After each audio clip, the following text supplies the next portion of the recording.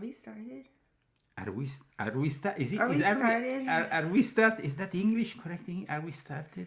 Are we started? Yes, we are. No, we're a little bit too happy and festive. We should be saddened by this occurrence in the Vatican as Catholics. What do you think? Should we be saddened? I was sad. I liked him. How can you like him? He looks like my grandma. Okay. He looked like my grandma. Rest in peace. Well, you are also a bit German. You have German origins, so I guess that... That's not from my grandma, though. No. She married a German. She married a German. Yes. Just after the war, huh? Just after the war. But then he didn't come. She was a secretary in the army. Okay. And he was in the army, too. So, it's the end of the year, 2022. How you want to sum up this year today? With what kind of description?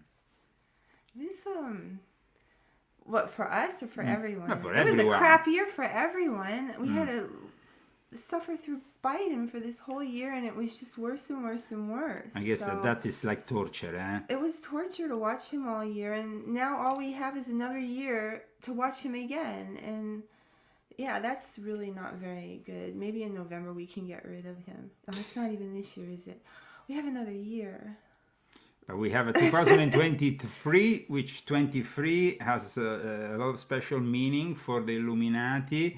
We just had this occurrence, the death of Pope Benedict XVI, Joseph Ratzinger, the German Pope, who for many years before becoming Pope was the head of the modern Inquisition, the heir to the Inquisition, the Congregation for the Matters of Faith, which we also saw filled up with scandals in recent years since he has resigned with that cocaine-filled orgy we exposed live on InfoWars. Welcome everybody. Today is the 31st of December 2022, approaching 2023. We will be talking a lot about the significance of the number 23. In the meantime, of course, we can't start without our theme song. It's not a song really, it's a track, Dance Macabre. Welcome everybody tuning in on Facebook, on YouTube, and of course in the coming days also on Rumble, on BitChute. We will be posting this video that ends up this year, which was not really particularly successful for the Leo Zagami show. That's why this is the last appointment of the Leo Zagami show on Saturday morning. Yes, we will be changing the time, the day. We will be experimenting with the different times and different days.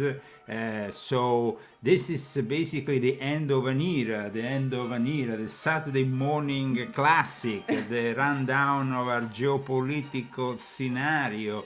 But of course it's not the end of the Leo Zagami show. In fact, we have a lot ready for you for 2023. We want to thank all those people who have been supporting us purchasing this book. Now this is the Italian edition. The English edition at the moment actually I gave away to some friends of ours for Christmas. Yes.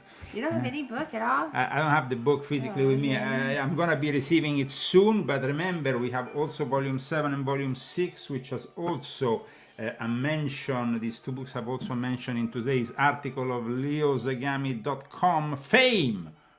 Yes, we have published an article dedicated, of course, to the death of Joseph Ratzinger, but also the funeral on the 5th of January. 5th of January is actually the birthday of my brother, the 5th of January, you know?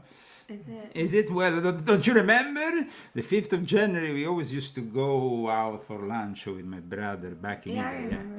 I know, a long time has been passed since we were in Italy. Since 2019. This is my 4th Christmas in the United States of America and my 4th New Year's Eve in the United States of America. And this will be the year where we finally might get my full American citizenship at the end of the year. That's going to be very exciting. Absolutely. It's a celebration. It's a celebration.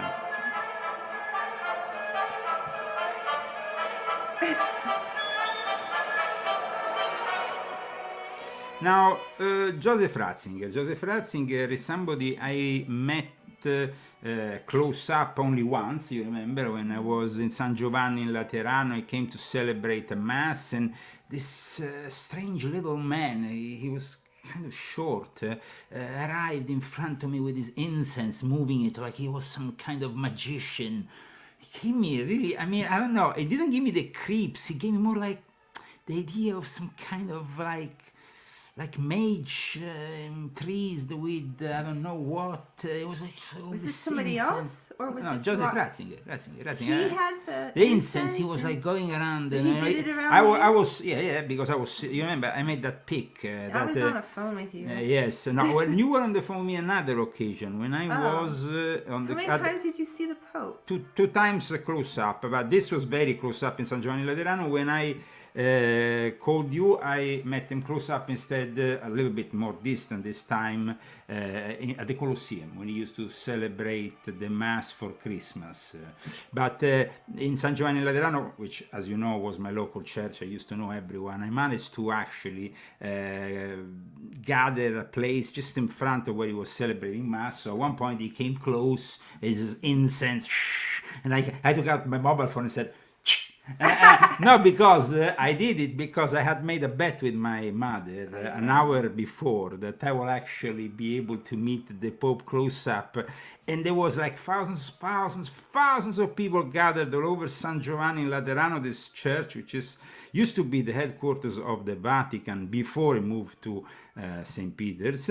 And what happened? I mean, I live, as you know, you also lived there for many years, and so it was my local church and everything. I used to know everybody, and so I had kind of free access, and I could go through the security without any problems.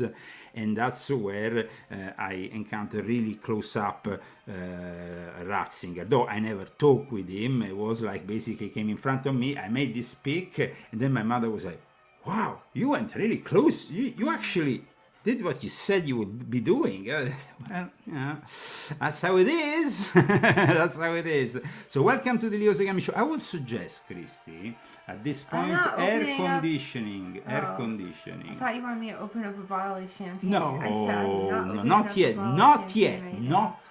but at the end of the show. Yes, we need air conditioning because, of course, with all the studio lights, it gets a little bit warm around here. And you see, we have the Happy New Year we can show to our audience by moving. You see, Christy, I can show the Happy New Year banner. It actually has... different than that, but we don't have the patience to put it up. Well, behind it, it says 2023, but we don't have patience. The 2023 is behind the Vatican, the image of the Vatican here of St. Peter's Square. In the last few hours, of course, all the people who usually gather there as tourists have been kind of removed from the square by the police, by my friend Francesco and all his people there in the local police. Francesco, for those who don't know, is the head of the inspectorate of the Vatican, and he's like an old friend of mine. And basically, he's like clearing up the path here to prepare for what's going to be a very unusual ceremony conducted by the current Pope on a Pope Emeritus. In the past, in history, of course, the death of popes that resigned, but in this case, they were rarely survived by their successor, who will then change, and then will be another pope, but there will not be a re-entry and a celebration of their life in this way. It's unusual, and so for the first time we don't have also a conclave following the death of Pope Ratzinger. What does that mean? There will be no election of a new pope. However, guys, Pope Francis might finally now have the possibility to resign. and that means a conclave will be probably issued in the coming month in 2023. However, at the moment, the Pope has planned a couple of visits, I think one in Africa, one elsewhere, so we have at least a couple of visits that are planned in the near future. So if he resigns, he's gonna probably resign coincidentally 10 years after his predecessor, if he does it in 2023, because Ratzinger resigned in February 2013, so it's 10 years to the date.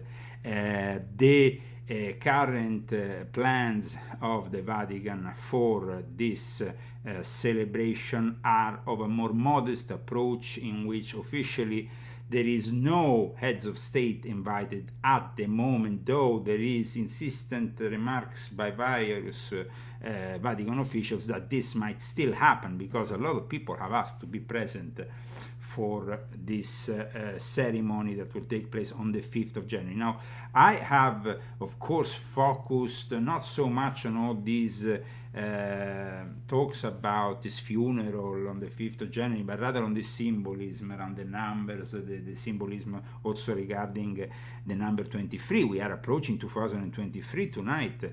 Tomorrow is another day, a new year. Could it be a good luck year?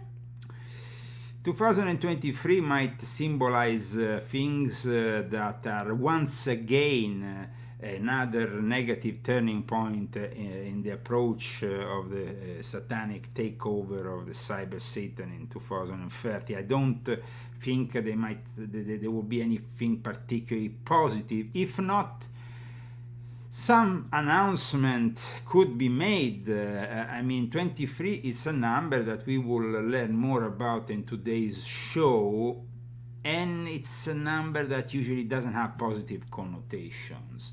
So here we have also another thing, 5. Of course, when you talk about 2023, you have to understand the 23, no? Also the 5th of January for Ratzinger. What does it mean, the 5th of January? 5th, but 5 is the sum of 2 and 3. When you sum 23, 2 and 3 in a kind of a Kabbalistic numerology approach, we can also go further and bring in also the significance of numbers in the Kabbalah, but we don't need to go that far in that kind of analysis now. What I would say is that, of course, is connected with also the pentagram, the 5. Now, the pentagram is a symbol used in all religions, used also in Freemasonry. The reverse pentagram, though, it has negative connotations and becomes then a satanic black magic connotation. So the number 5 has this ambivalent aspect.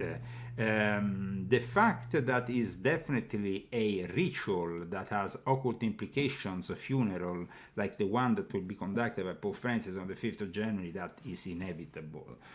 So the people want to know more about the number 23, they want to know more about the number 5, they want to know more about this funeral. Well, I will suggest to all these people to simply go on my website and read this article. Of course, we are broadcasting today on the last day of the year of the Lord 2022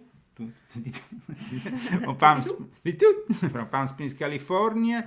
Me and my wife, I'm Leo Zagami, my wife Christy Zagami is here. We are here to analyze, usually we analyze the weekly events, but here, guys, we are in front of an historical moment. We have a lot of things that have happened, of course, this week regarding also the war in Ukraine and other diableries concerning the New World Order, but of course we are focusing now on this.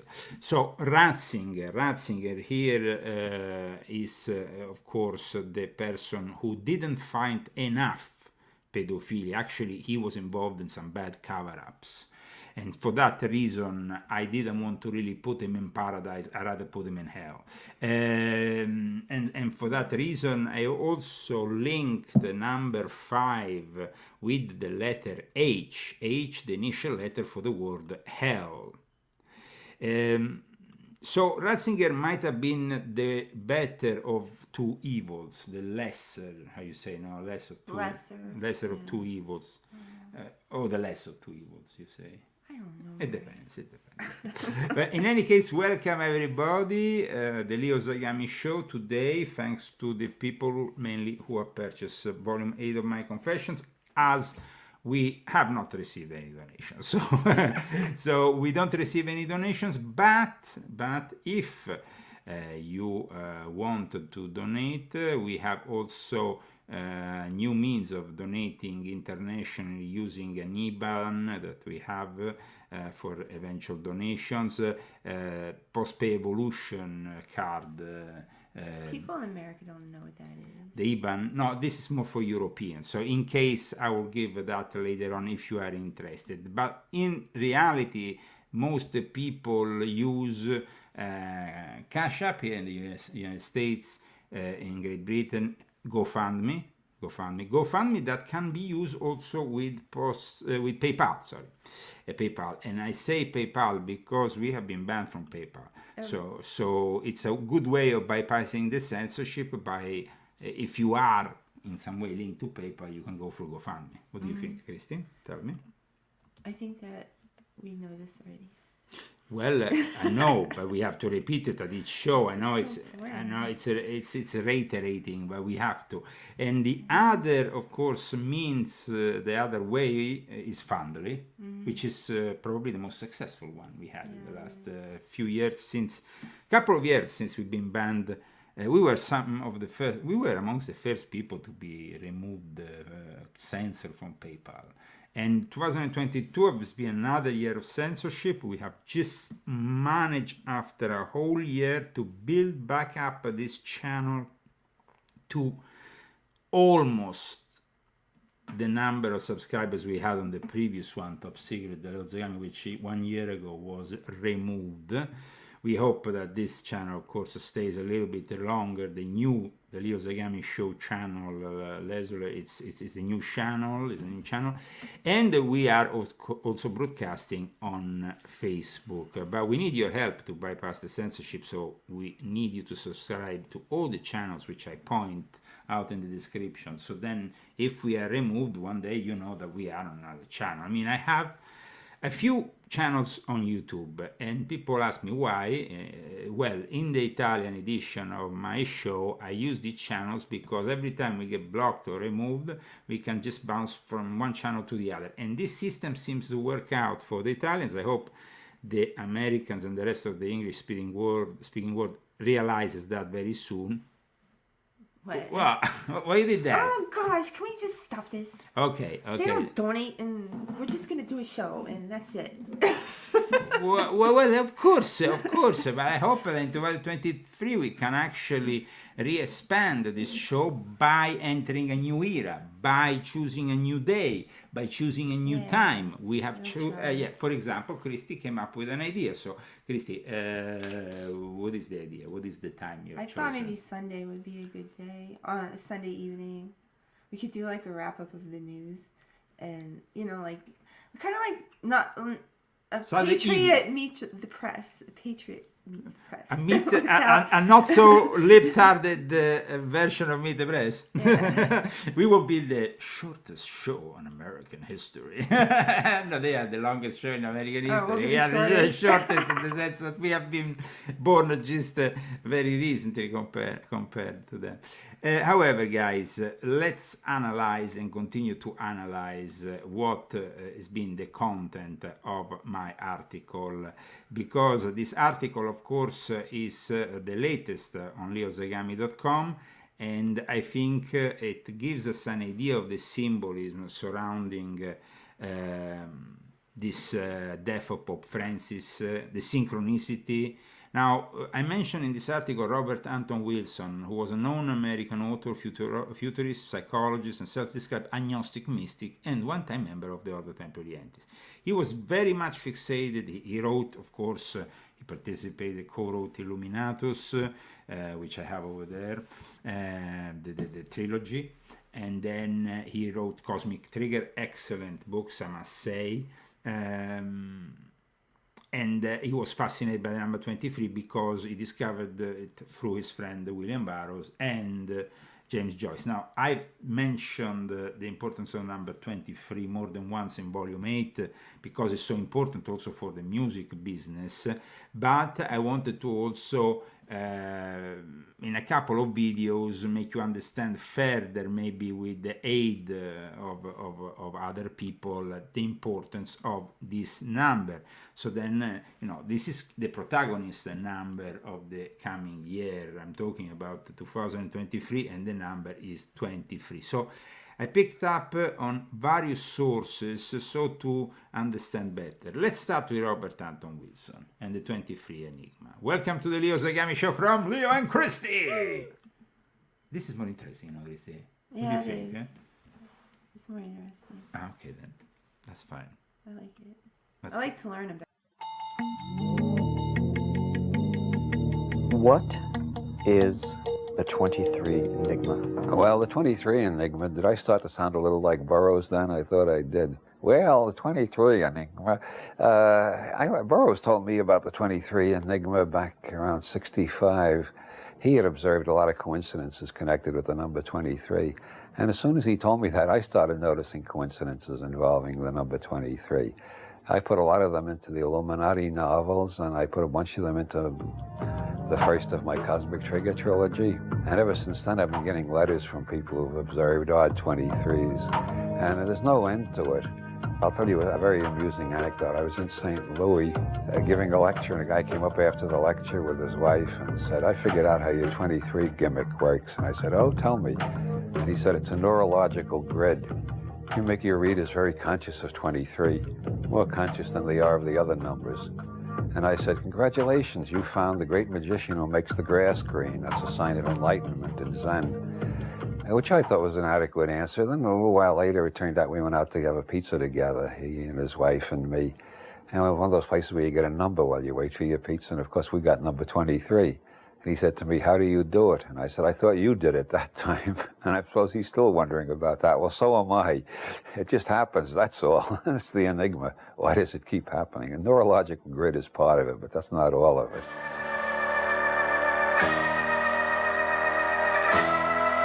If you were elected president, what's the first thing you would do? Resign. Like what Robert Anton Wilson, who died in 2007, said when they questioned him what you would do as a president, the first thing you would do, "I resign." I mean, it would be definitely more honest than Joe Biden, and instead stays there forever. And I can think of a lot of things I would do. Gosh. Whatever. In any case, welcome to the Leo Zagami Show. Today, I see we have many people following us on YouTube, on Happy New Year, Facebook. everyone. Happy New Year, everyone. Not Please yet, but soon. share this video. We are analyzing, of course, the number 23, and I would like to analyze it through this compendium, this synthesis that was made quite well, and I found on the internet for you. And I think it's important to understand the inexplicable importance of the number 23 Enigma, because, of course, we are approaching 2023. So let's go here and analyze it together. We have also a movie, remember, dedicated to the number 23 with Jim Carrey. We should watch that. Yes, and it's all particularly significant. So I want to watch that movie again. absolutely, let's watch it on New Year's Eve.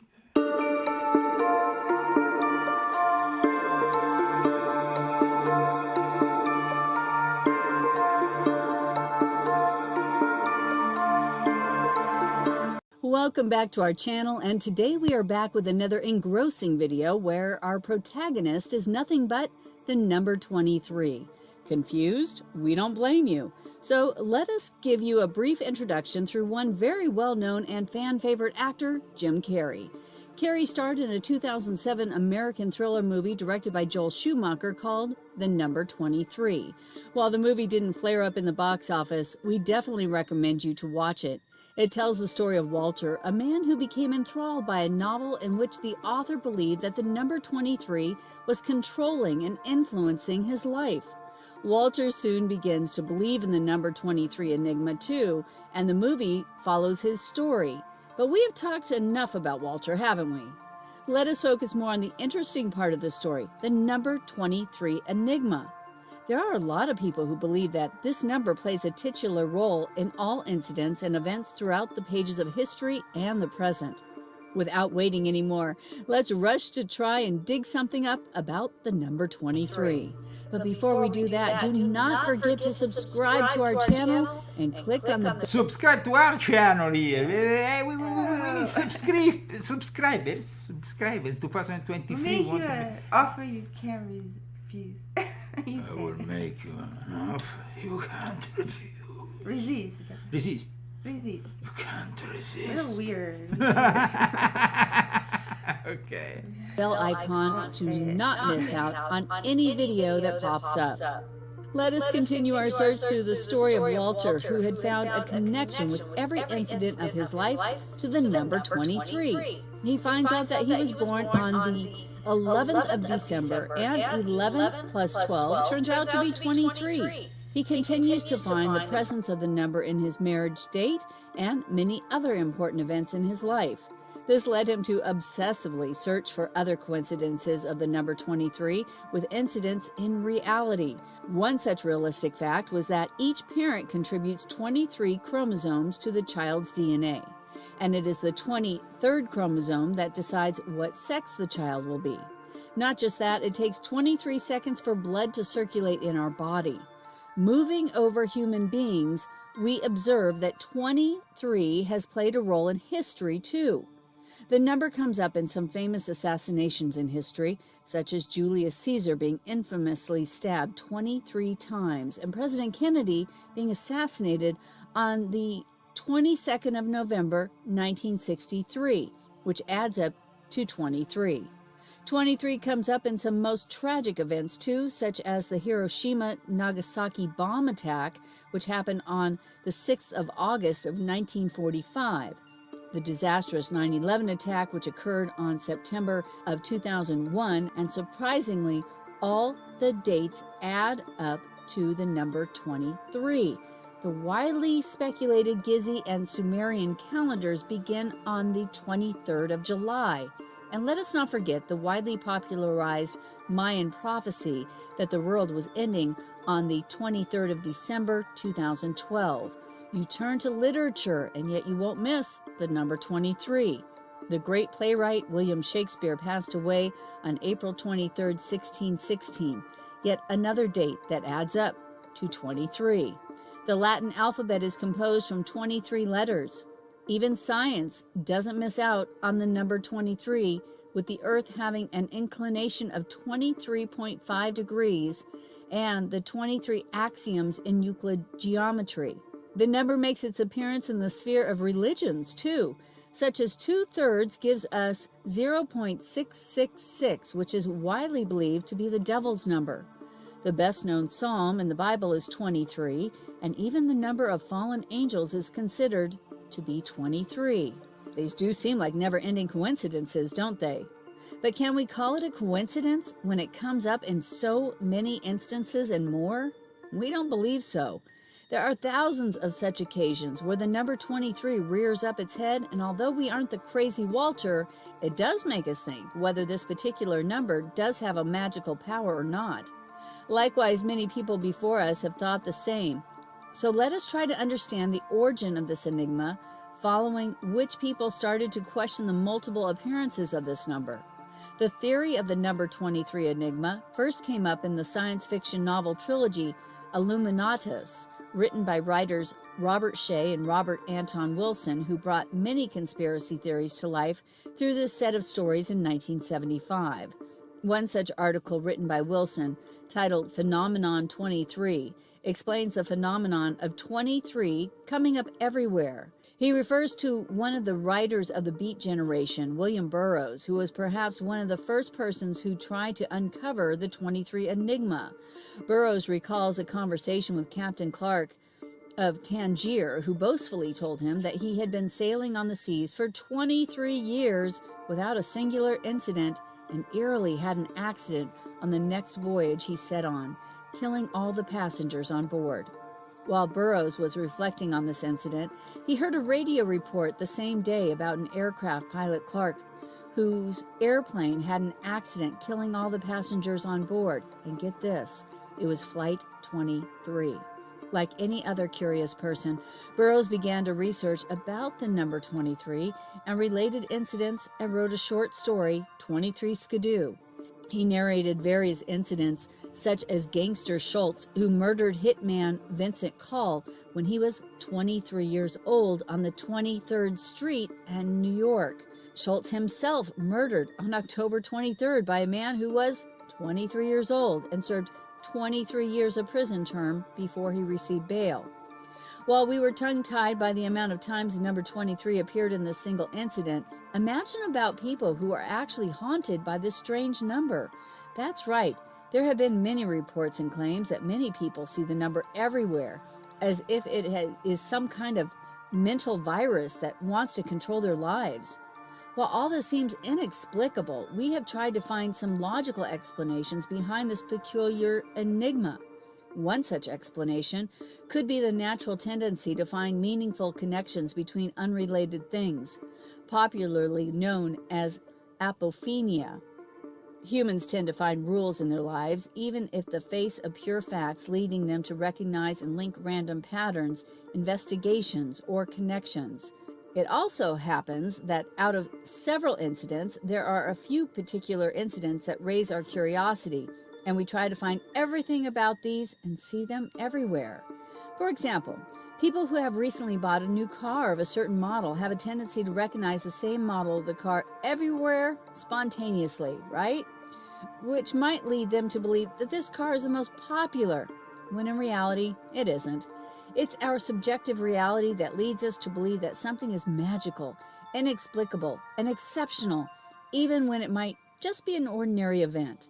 Burroughs and Wilson operated in the same manner, obsessively searching for a certain connection between random incidents, even though there might be thousands of other dates that are linked by the same number. After all, there are infinite numbers, and it makes things much easier when we start to add up the dates and find a common number that appears continuously.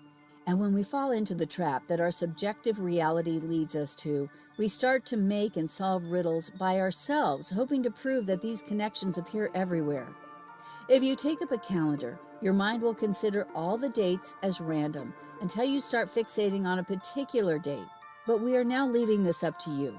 Do you really think that these are mere coincidences and the studies proving the number 23 enigma are false? Or is it just us fixating on a particular number and making a mountain out of a molehill? Do not forget to comment on what you think below.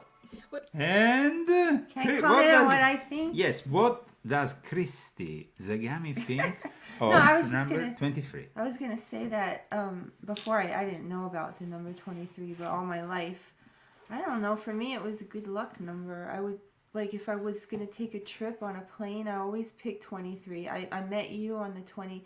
I came to Rome the first time on April 23rd. Which I noticed.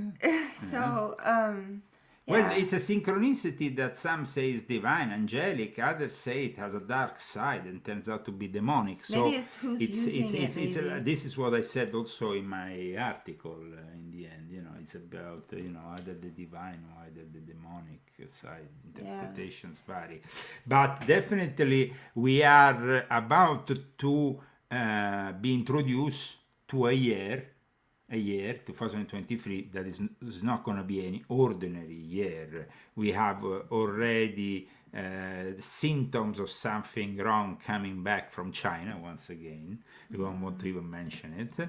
And of course, we have the never-ending struggle internal to the American system, which in the past, of course, proved to be a very strong system, and now probably with all these problems that are internally caused, we can say it's getting weaker and weaker, with the Democrats taking over the show and destroying all the American values and promoting everything that is woke, libtard, and whatnot. Now, as you know, in my latest book, I talk about all this and how Hollywood is the center of this mission for propagating the twisted vision and ideology of the Antichrist. Happy New Year to everybody who is tuning in, and of course, Happy New Year to our friends who are watching us from all over the world. Yeah, we have people from all over.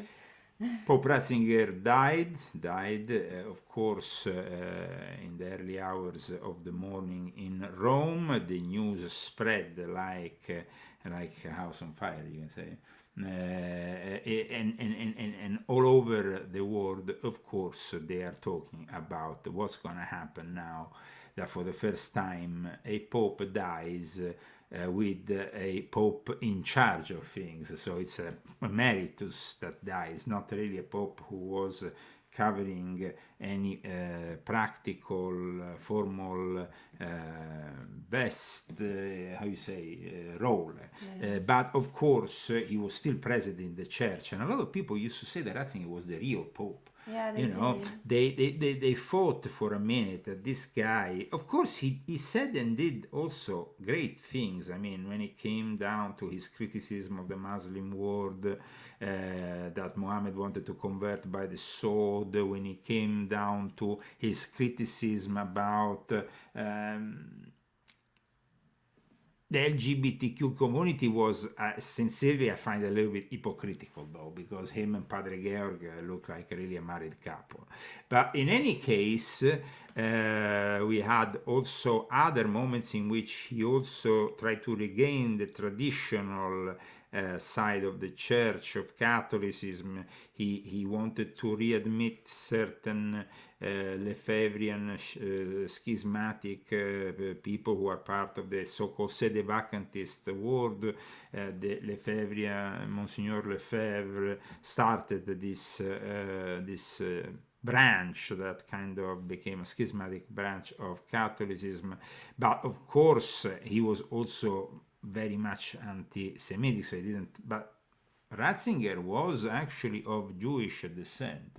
That's the incredible thing. People don't know that. And in the future, I have to find the documents I used to have. I would like to discuss also his link to worms, and that is really the place which I discuss also in volume 8, where the Elkank family comes from, and where the magic of Abramelin, the mage, comes from. So I want to go back into my archives. I didn't have time yet since this morning to do all that kind of research for this show, which is a brief show. I have to admit, we are of course present, but we will be a little bit more brief and concise in this new format that wants to reach more people.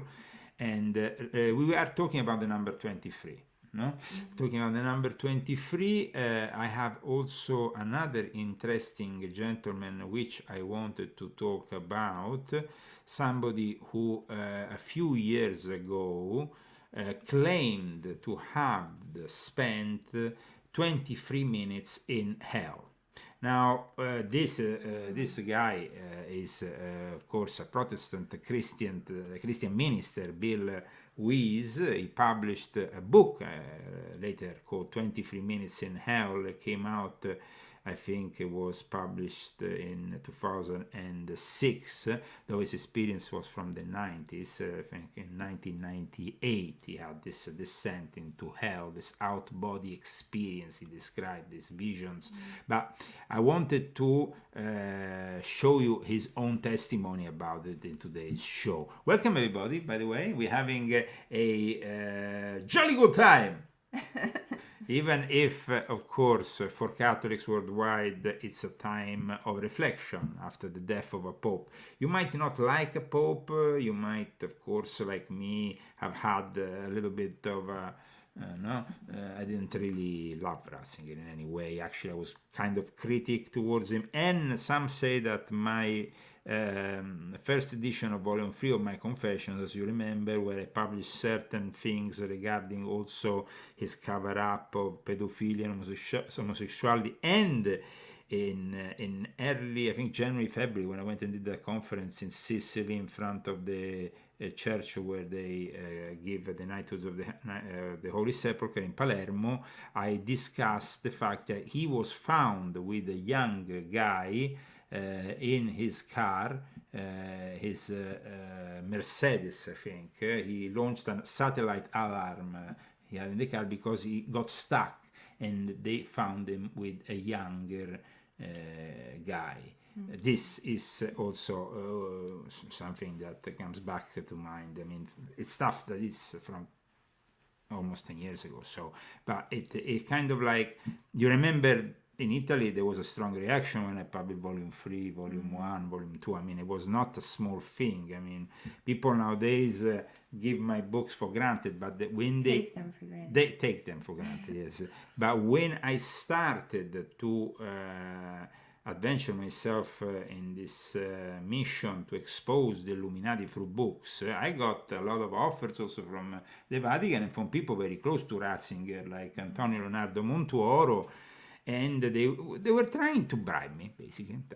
That was lots of gifts back then. Lots of gifts. Christy liked the gifts, but I always said to her, don't get used to it, because I didn't care, and I know, absolutely. But we had a lot of gifts.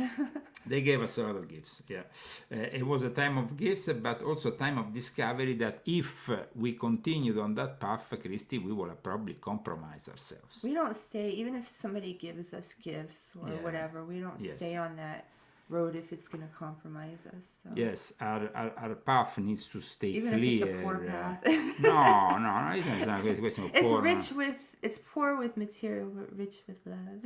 yes. And then you're rich with everything, because money doesn't make you happy, and that's the truth. Money doesn't make you happy. That's true. Absolutely. And we have never done this for money. No. That's why people need to understand that when I'm selling volume 8 at $23, a book of 700 pages. $23. It's I know it's very late. But it's the number 23. I know. And that's why I did it. So now you know the reason why the book is sold at the moment for $23. But for how long? I don't know. Because, the problem is that it doesn't make me much money if there is not many people buying it. So there has to be a lot of people buying it. $23, book of almost 700 pages, is literally giving out the book for free. So, that's how it is. People don't, $20 is a lot of money to people. I know, but that's why we are trying to make this possible. Remember, you can find the link. If you need to spend $20 and you don't know how to spend it, this is a good way. This is the book. Okay, volume 8 of my confession. And really, this 8 that then resurfaces, because then I will explain you one day the covers, the symbolism around it. We have a lot of people tuning in, People are, of course, appreciating what we are doing. So let's go back into the discussion of the number 23 by this gentleman, Bill Weiss, which I mentioned just earlier. And I want to pick up exactly at the beginning. I think it might be Weiss. Weiss. Okay, not Weiss. Weiss. W-I-E-S, right? Yes. Weiss, yes. Sounds German. Okay. Let's listen to his own experience with the number 23. Welcome to the Leo Zagami Show! And so on. And it's interesting that 23 means death. Now, first of all, I discovered that the word hell is mentioned 23 times in the King James New Testament. It was also interesting how many times this number kept coming up after my experience. For example, the publisher asked me to write the book, and I was late completing it. And after many edits, I rushed down to the post office to mail it off. Well, it happened to be the 23rd of the month. I also noticed that I spoke 23 times during the first year after this experience. Now, for several years, during every ministry trip, the number 23 would come up somehow. For instance, our seat was changed to row 23 on the plane. Or the pilot would say, we are flying at 23,000 feet. Or it's 23 degrees at our destination. Or the crosswinds are at 23 miles per hour.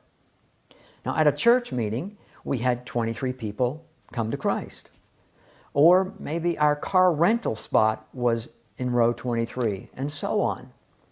Now, one particular trip, 23 had not come up. We were leaving the church, and a guy came up to us and said, Bill, you're my Michael Jordan. Now, it became pretty humorous at that point. You know, it's also interesting that this just happens to be the 23rd year since this experience. Now, I want to read you also some commentaries on the number 23. Matthew Henry's commentary on the whole Bible says, and this he's talking about the Old Testament, the courts of judgment sat in the gate of their principal cities, the judges ordinarily in number 23. These tried, condemned, and executed murderers, so that whoever killed was in danger of their judgment. Now that's interesting. There had to be 23 people on the jury to condemn someone to death. So 23 connected to death again. Unger's commentary, page 1075, says, part of man's curse is toil and labor. And that occurs 23 times in the book of Genesis. Interesting. Another one, Pastor Chuck Smith, he said this, according to many physicists, a polar axis shift takes place about every 5,000 years. Our present polar axis is set at 23 degrees pitch in its relation to the sun. This slant gives the Earth its seasons. Physicists tell us that a polar axis shift creates great convulsions throughout the Earth, causing mountains to disappear. It is very possible that the flood in Noah's time could have been created by the polar axis shift. It would closely correspond to the time some physicists... Sorry, I thought we had some echo before. In case you had some echo, I saw somebody commenting, says it's better. It's just like sometimes we have to adjust the setups. But thank you for pointing it out. We like sometimes this interaction with our audience, and they can also suggest technical matters. Okay, ladies and gentlemen, we are continuing with the words about 23, the number 23. This time, I guess he has a positive view of it, or a biblical view of it, which is, of course, much more, less dark than the other. But you see, number 23 can have different connotations from two completely different perspectives. On one side, we have people like William Burroughs, people like Robert Anton Wilson, the occult, the Illuminati. Then you have the more religious view of the number 23. Very interesting. Yeah, I always took my vacations on 23. Always, always, always. Even before I met you. Let's listen. Say the last shift took place. Now that's interesting that the flood involves death, and the Earth axis happens to be at 23 degrees. Again, the death connected with 23. Now, just to give you some more verses, I also found out that there are many verses where the address of the verse, or in the body of the verse, it mentions 23, all throughout the Bible, and it's usually connected with hell or death. For instance, just to give you a few, Luke 16:23, Jesus was talking about the rich man in hell. And in verse 23, it says, and in hell he lifted up his eyes. Jude 23 says, and others saved with fear, pulling them out of the fire, talking about hell. Proverbs 11:23, the expectation of the wicked is wrath. That wrath is talking about judgment in hell. Matthew 11:23, Jesus said, he shall be brought down to hell. 1 Corinthians 10:8 says, neither let us commit fornication as some of them committed and fell in one day 20 and 3,000. And Psalms 23, it's usually read at funerals. So I think that's interesting. Now, you may think this is all contrived, but it's not. My wife and I simply see this as God's sense of humor to encourage us. Well, I mean, that's a point of view. God's sense of humor, synchronicity. I'm glad we fixed this echo thing. It wasn't really due to us. It was due to this StreamYard nonsense that for some reason had changed the setups. We, of course, invite you to listen to our show, maybe in an ambiance that doesn't suffer too much the echo effect that we incurred earlier. But I say in? I don't know. Ah, okay. Guys, Happy New Year. Show the behind this building. Happy New Year! And under, if you go under here. Don't pull it. No, this is actually 2023. Yeah? It's supposed to be over this whole thing, but we just couldn't do it. And then he wanted me to wear it like a banner. I was like, no, I'm not going to wear it like the Statue of Liberty. Okay, guys. It seems like, of course, people are wondering now what's going to happen in the Vatican. And I think that we can say very clearly that Pope Francis, the next thing he's going to do is probably to resign once he gets this out of the way. Do you think he might try to resign now? Because like everybody's concentrating on the death of the other Pope, and so then he can just slide out?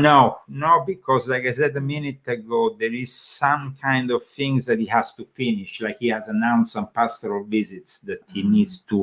I mean, you can't say to a country in the middle of nowhere in Africa, I'm coming to visit you, and then sorry, I have resigned. But he does that. He does do that. Well, there is like he says he's going to go somewhere, like Argentina, and then he never goes. Well, yeah, you might. I guess that's true, but most of the times when he promises something, he has to maintain it. I mean, promise. Okay, maybe it went further than the promise. It's already an organized official thing with all the various diplomatic things have already been sent and accepted. It becomes very formal. In any case, I think that he's going to resign in February like his predecessor. I think he's going to wait for February. I think that a lot of people are following us today should keep that in mind. Leo Zagami told you he will resign 10 years to the date following what Ratzinger did. It could happen. It could happen. Maybe it will not happen. But if it happens, I told you so. I don't know. Usually I'm right. Yeah. When it comes to the number 23, usually you're right. I mean, I think you're always right, but you announce these things and then people change their plans. So you were saying he was going to resign, and then he's like, I am not going to resign now. If he says I'm not going to resign. Well, Pope Francis, yeah, he got a little bit kind of like this, especially because Pope Francis is a guy actually met even closer than Ratzinger. It's about really the interactions that people have with this Vatican, that's weaker and weaker, but it's also becoming the mouthpiece of this liberal New World Order. So all the values that they are trying to push are the values of, whatever value you see in the woke agenda, you will see in the Vatican these days. And of course, Bergoglio has been a very different Pope than Ratzinger. Bergoglio has been the Pope that has normalize almost in the Vatican a liberal approach that is mixing all the religions together in this one world religion, after he himself encouraged it with that Human Fraternity document. His relationship with Islam is a very different one from Ratzinger. I mean, Ratzinger could hardly, diplomatically speaking, after what happened with the Ratzinger criticism of Mohammed, I think from that moment onwards, the relations were kind of kaput. There was a lot of countries in which Ratzinger's image was burnt to the ground. It infuriated them, the fact that a Pope could have said something about Mohammed. And so I think that what we see now is a very different thing, and 2023 will be one step closer once again to this normalization of a Vatican that is more and more progressive and far from those traditional values. And these traditional values were basically lost with the Second Vatican Council, and whatever was produced in the Second Vatican Council saw also, by the way, the participation of Ratzinger. Ratzinger was young back then. The Second Vatican Council started in basically between was formulated and launched between the end of the 50s and beginning of the 60s, and ended in December 1965. Now, in my new book, I talk about the Second Vatican Council importance in kind of like normalizing the kind of popish approach, populist approach that the church wanted to have, being guitarist, hippie style. Christy told me a story when she was very young in the 70s, I think, or 80s. It was in the 90s, actually. Okay, already in the 90s. Sorry. 90, but you brought your children to a Catholic mass. Yeah, I didn't have kids in the 70s. How old would I be? 150? Yes. But in any case, don't make me older. No. But in any case, in the 90s, you went to a church which was already abandoning the traditional mass, and they had a ukulele.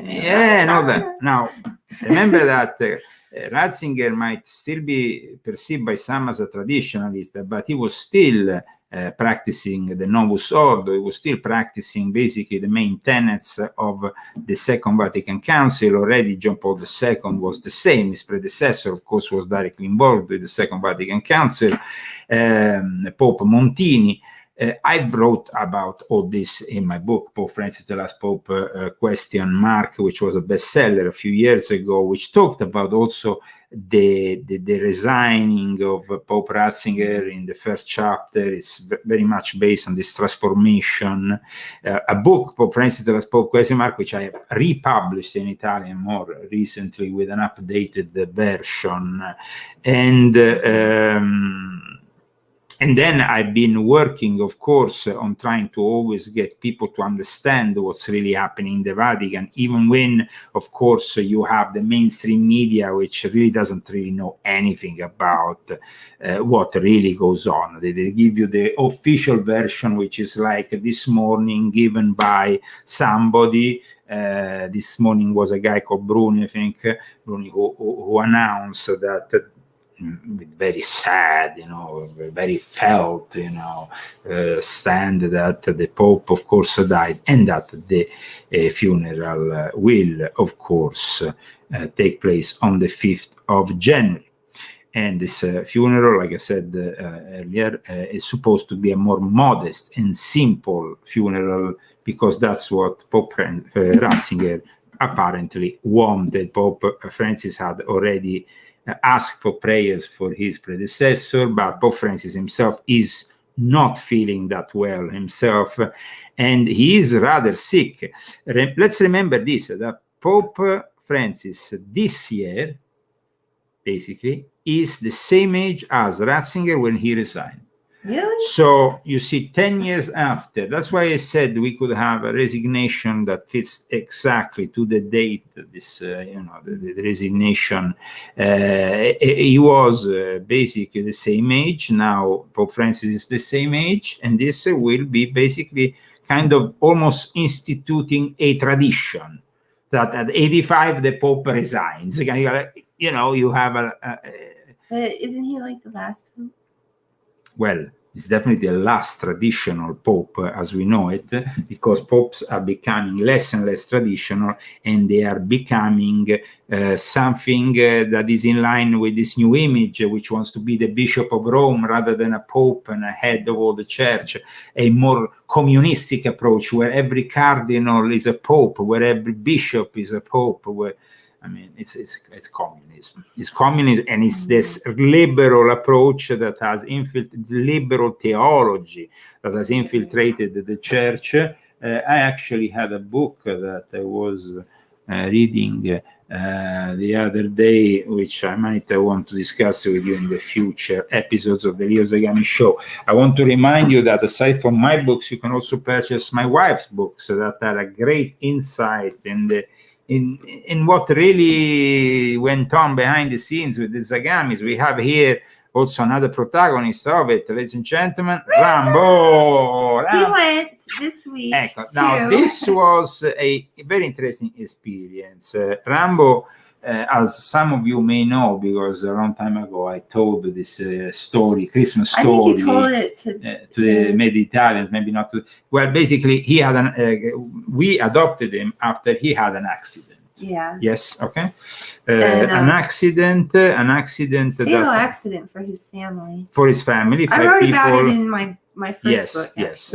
He's not going to stay here. So. Happy New Year to Franco, Alan, Miss D, Sukef, Electric Eye, everybody who is on the chat and who will, of course, follow this video in the coming days and weeks. We hope this video will reach you all over the world, and wish you together with my wife and my little dog. This week we brought him to a chiropractor. Yeah, because he was always walking kind of crooked from the accident. Okay, he's a survivor. His SUV destroyed the cage.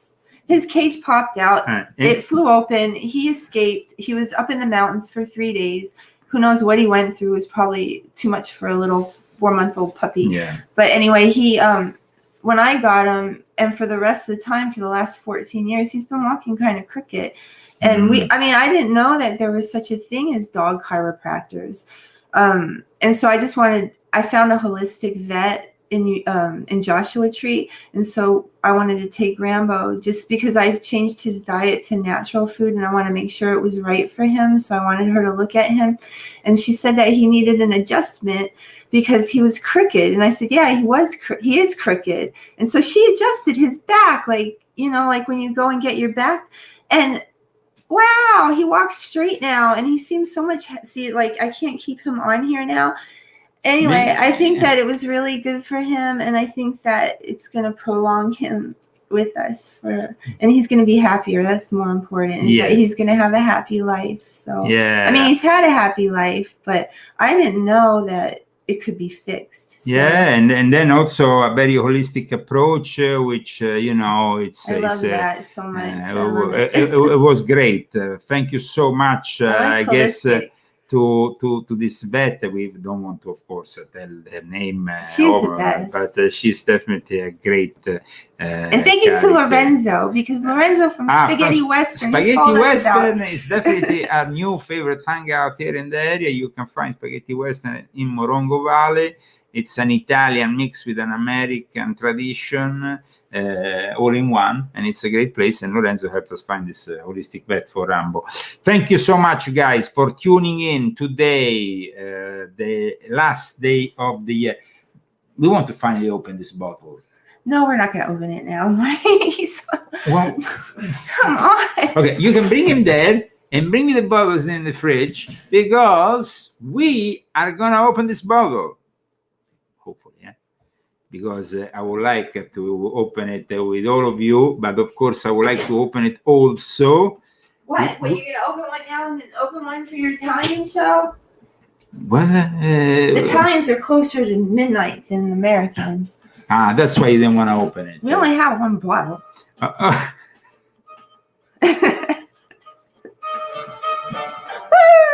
Okay, so we will be opening this bottle. Not yet. Sorry, I'm the boss. Well, but we could open it. No, we can't. Okay. No, yeah. Okay. Well, I will, of course, make a virtual brindisi, as they say. The brindisi is the way you.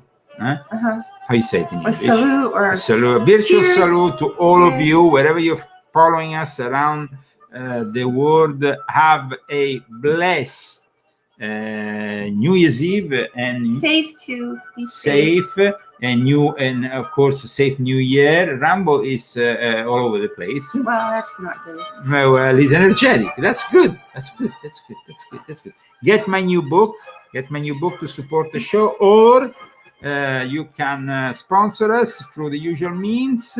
We will see you in the new year. It was our pleasure to conduct this special episode of the Leo Zagami show. And there's 123 and people. From the new year, we will have a new time. We will have this kind of new, more faster-spaced format for all of you that I think you are enjoying much more. Thank you very much. It's actually it's a $10 thing from Trader Joe. It's really good though, Prosecco. Well, actually, yes, guys, I advise really spending the list because I, as an expert on various kinds of Proseccos, I would say that this one that costs almost half as much as a Mionetto or a third of a Berlucchi, or there is other kinds of Sfumanti, it's actually a very good one. Yeah, it's good. And I kind of Makes enjoy nice it. mimosa. It makes a perfect mimosa. Huh? Mm. We should get the sponsorship by these people. We don't get sponsorship by anyone. They knew. So think about it for the year 2023. Bye, everyone. Happy Yeah. New Year. See you next time. Yeehaw.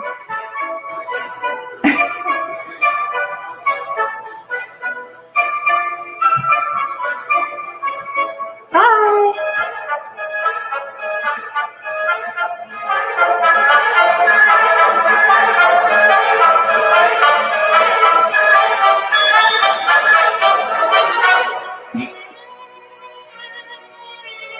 You're so mad. Dramatic.